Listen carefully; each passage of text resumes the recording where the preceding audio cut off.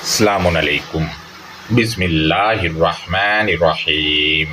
کائنات بنانے والے، نرمی کرنے والے، مہربانی کرنے والے کی شناخت یا پہچان کے ساتھ دوستو، آج کے لیکچر میں بہیمات الانعامی اور بہیمات الانعامی جو کہ الکتاب المبین کا مرکب اضافی ہے، اور یہ الکتاب المبین کی سورۃ المائدہ کی آیت نمبر 1 اور سورۃ الحج کی آیت نمبر 28 یعنی 28 اور 34 یعنی 34 میں استعمال ہوا ہے، اور الکتاب المبین میں یہ صرف 3 بار ہی استعمال ہوا ہے یہ والا مرکب، اور بطور مرکب اضافی ہی استعمال ہوا ہے۔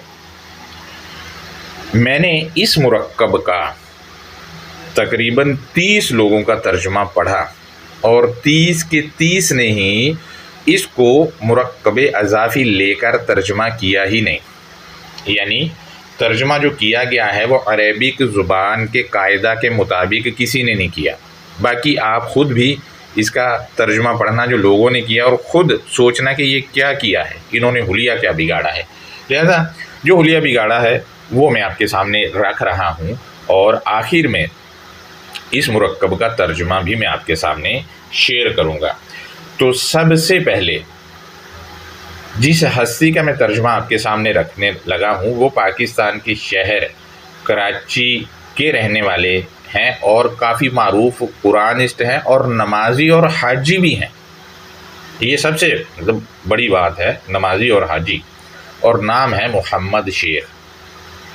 اور تراجم کی شکل یہ نمازی اور حاجی ہی بگاڑتے ہیں اپنے عقیدوں کو لے کر۔ جو نمازی اور حاجی نہیں ہوگا ترجمہ کرے گا وہ ہرگز بھی شکل نہیں بگاڑے گا۔ نمازی و حاجی قرآنسٹ محمد شیخ صاحب نے بہیمات الانعامی کا ترجمہ جو کیا ہے وہ سینگ والے مویشی کیا ہے، اسکرین پر آپ دیکھیں، یعنی مرکب اضافی کے طور پہ ترجمہ کیا ہی نہیں۔ یہاں پوائنٹ ٹو پوائنٹ بات کرتے ہیں تو نمبر 1، نمازی و حاجی محمد شیخ صاحب نے عربک زبان کے قاعدہ کے مطابق ترجمہ نہیں کیا، کیونکہ جب مرکب اضافی کا ترجمہ کیا جاتا ہے تو دونوں اسموں کا جب ترجمہ کرتے ہیں تو ترجمہ کے درمیان میں کے کا کی لگاتے ہیں، انہوں نے نہیں لگایا، لہذا قاعدے کے مطابق نہیں ہے۔ اور اس کے علاوہ بھی الکتاب المبین میں جہاں مرکب اضافی آیا ہے بہت ساری جگہوں پر، درجنوں جگہوں پہ انہوں نے ان میں سے کسی نے بھی مرکب اضافی کے طور پہ ترجمہ نہیں کیا، وہ مرحلہ وار میں آپ سے شیئر کروں گا۔ دوسرا پوائنٹ یہ ہے کہ نمازی و حاجی قرآنسٹ محمد شیخ صاحب نے بہیماتو کا معنی سینگ والے کر دیا ہے، یعنی انہوں نے بہیماتو کو اسم فاعل بنا کر ترجمہ کر دیا ہے، جبکہ یہ اسم فاعل یا فاعل نہیں ہے، لہذا ترجمہ میں سینگ والے لگا کر نفسیاتی خواہش کو بھی پورا کیا گیا، کیونکہ عقیدہ ہے کہ یہ جانور ہیں جن کو ہم کھاتے ہیں، وہ شروع سے سنتے ہیں، اور وہ ہی عقیدہ یا نظریہ وہ یہاں تھوپ دیا ہے بہیمات الانعامی کے اوپر جو کہ مرکب اضافی ہے۔ تیسرا پوائنٹ یہ ہے کہ بہیماتو نحوی طور پر اس میں جنس بھی نہیں ہے، لیکن نمازی و حاجی قرآنسٹ محمد شیخ صاحب نے اس کو اس میں جنس بنا کر ترجمہ کر دیا ہے، کیونکہ لغت میں اس کو اس میں جنس بنایا گیا ہے، اور لغت جو ہے وہ لغویات کا مجموعہ ہے۔ انہوں نے کیا کیا کہ لغت کو الکتاب المبین کے مرکب اضافی بہیمات الانعامی پر فضیلت دی۔ ہونا تو یہ چاہیے تھا کہ لغت چیک ہوتی قرآن پہ، لیکن انہوں نے قرآن کو لغت پہ چیک کر دیا، الٹ کر دیا، اور پھر دوسری طرف یہ نعرہ لگاتے ہیں کہ قرآن فرقان ہے۔ ابے بھائی کاہے کا فرقان یار؟ لغت کے تابع آپ نے اس کو کر دیا، حالانکہ لغت کو اس پہ چیک ہونا تھا، اور فرقان تو بنایا ہی نہیں آپ نے۔ یعنی انہوں نے یہاں اپنا عقیدہ گھسیڑا ہے، اور عقیدہ وہ خطرناک چیز ہوتی ہے جو کدو کا سالن نہ کھانے پر بیٹے کے ہاتھوں باپ کو مروا دے۔ انہوں نے جو کیا ہے بہیمات الانعامی کا ترجمہ سینگ والے جانور، یہ اس سے بھی خطرناک ہے بندے کو مارنے سے۔ कितने लोगों को अभी तक गुमराह कर दिया होगा जिन्होंने ये तर्जुमा पढ़ा। नंबर 4, बहीमतुल अनआमी मुरक्कब इज़ाफ़ी है, इसका तर्जुमा बतौर मुरक्कब इज़ाफ़ी नहीं किया। मैं मुरक्कब इज़ाफ़ी की मिसालें आगे चलकर आपके सामने रखूँगा और इसी वज़न वाले मुरक्कब इज़ाफ़ी को जो अल-किताबिल मुबीन में इस्तेमाल हुए हैं वो लगाऊँगा। दूसरे नंबर पर आप देखें, फ़तेह मोहम्मद जालंधरी साहब हैं, इन्होंने बहीमतुल अनआमी का तर्जुमा चौपाए मवेशी लिखा है। तीसरे नंबर पर है अहले तशरीह के इलामा सैयद मोहम्मद हुसैन नजफ़ी साहब, इन्होंने बहीमतुल अनआमी का तर्जुमा मवेशी चौपाए किया है। दोस्तों, इनके तर्जुमा को देखें तो इन दोनों ने बहीमतों को इसम फ़ाइल नहीं बनाया, जबकि नमाजी व हाजी साहब मोहम्मद शेख साहब ने बना दिया था, जो कि ये समझा जाएगा कि नमाजी व हाजी साहब इनसे भी 2 हाथ आगे हैं। पॉइंट नंबर 2 है, यहाँ पर आप देखें, इन तीनों ने बहीमतों को इसमें जिन्स बनाकर तर्जुमा किया है, जबकि ये इसमें जिन्स नहीं है। नंबर 3, इन तीनों हस्तियों ने बतौर मुरक्कब इज़ाफ़ी तर्जुमा ही नहीं किया, जबकि बहीमतुल अनामी मुरक्कब इज़ाफ़ी है। दोस्तों, ये कारनामा इन तीनों ने अपने अक़ीदा को लेकर सर अंजाम दिया है, और जब ये अक़ीदा लगाते हैं इस मुरक्कब पर तो फिर वो वाली आयात भी जिनसे ये जानवरों की कुर्बानी करना निकालते हैं वो भी घुसेड़ लाते हैं, वो भी अक़ीदा के ताबे करते हैं। लिहाजा आप देखें, अगर बतौर मुरक्कब इज़ाफ़ी ये लोग खुद बहीमतुल अनामी का तर्जुमा लिखते तो कुछ यूँ लिखते। नंबर 1, मोहम्मद शेख साहब यूँ लिखते, बहीमतुल अनआमी सींग वाले के मवेशी। चूँकि अगर ऐसा तर्जुमा करते तो यहाँ पर सवाल खड़े हो जाते कि ये हमें बताएं कि सींग वाला कौन है जिसके चौपाए हैं। सींग वाला आदम है या जानवर है जिसके मवेशी हैं, क्योंकि मवेशी तो हमेशा आदमी के होते हैं और वो उनको रखता है, इस वजह से कहते हैं कि वो जी खालिद के मवेशी हैं और आमिर के मवेशी हैं, जुनेद के मवेशी हैं। कहने का मकसद है कि सींग वाला तो फिर बंदा ही समझा जाएगा। ये सवाल खड़े होते और लोग पूछते कि ये सींग वाला कौन है जिसके मवेशी हैं। इस वजह से इन्होंने के को खा लिया और सीधा सीधा सींग वाले मवेशी लिख दिया। जब सींग वाले मवेशी ही लिखना था तो मवेशी लिखने की साथ ज़रूरत क्या थी, सींग वाले ही लिख देते तो बात क्लियर हो जाती। अल-अनामी लिखने की ज़रूरत ही नहीं थी आयत के मतन में अल्लाह को। दूसरा आप देखें, बहीमतुल अनआमी अगर नजफ़ी साहब बतौर मुरक्कब इज़ाफ़ी इसका तर्जुमा लिखते तो वो यूँ लिखा जाना था, मवेशियों के चौपाए, मवेशियों के चौपाए। यानी कि हम जालंधरी साहब का तर्जुमा देखते हैं तो वो भी ऐसे ही लिखते, मवेशियों के चौपाए। यानी अगर ये लोग ऐसा तर्जुमा करते तो इस पर भी सवालात खड़े होते कि लोग पूछते इनसे कि हमें बताएं कि क्या बग़ैर चौपाए के भी मवेशी होते हैं, जो यहाँ मखसूस कर दिया कि मवेशियों के चौपाए। या हमें ये बताएं कि क्या 2 पाए वाले या 3 पाए वाले या 5 पाए वाले या 6 पाए वाले या 1 पाए वाले भी क्या मवेशी होते हैं जो मखसूस यहाँ पर चौपाए कर दिया है। लिहाजा इन सवालात से बचने के लिए इन्होंने भी के को खा लिया और बहीमतुल अनआमी का तर्जुमा इन तीनों समेत किसी ने भी मुरक्कब इज़ाफ़ी नहीं किया।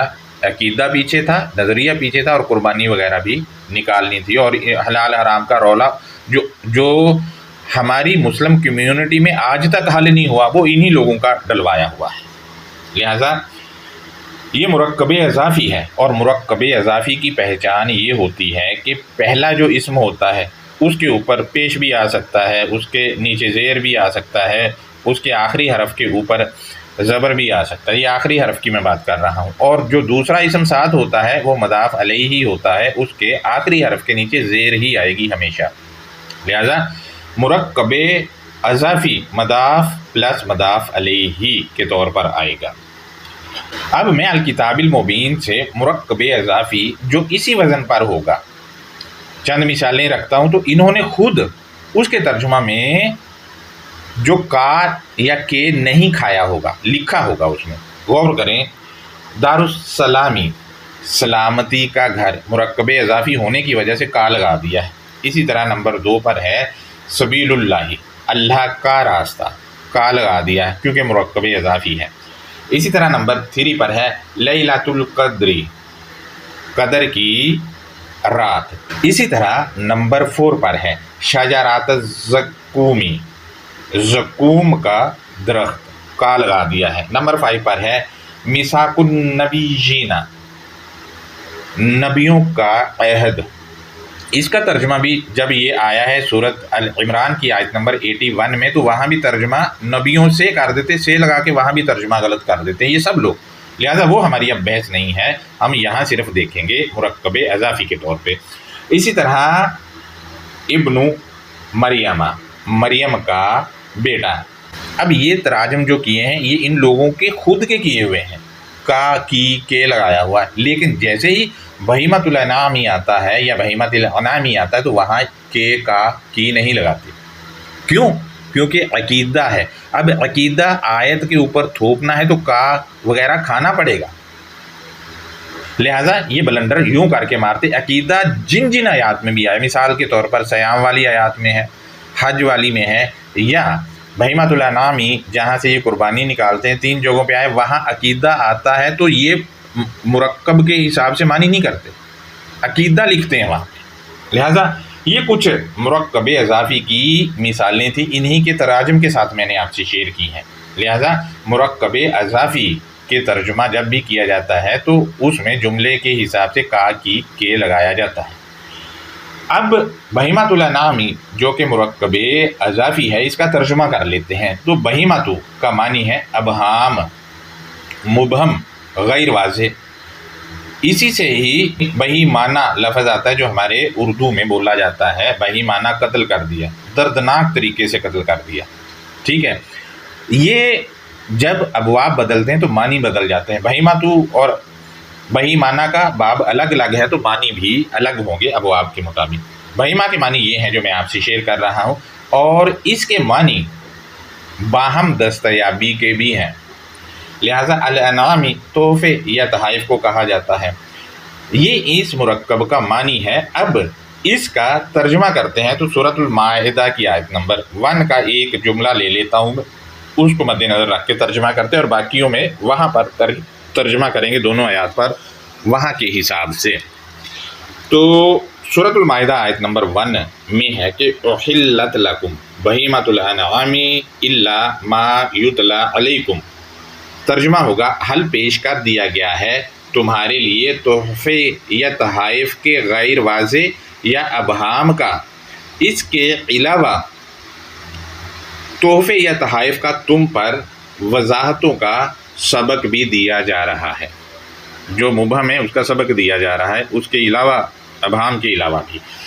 इसका दूसरा जो तर्जमा होगा वो कुछ यूँ होगा कि उहिल्लत लकुम बहीमतुल अनआमी इल्ला मा युतला अलैकुम, तुम्हारे लिए तहाइफ की बाहमी दस्तयाबी का हल पेश कर दिया गया है, इसके अलावा वो तहाइफ का तुम पर सबक भी दिया जा रहा है, यानी जो मुबहम है उसका सबक भी दिया जा रहा है वाज़े करने के लिए।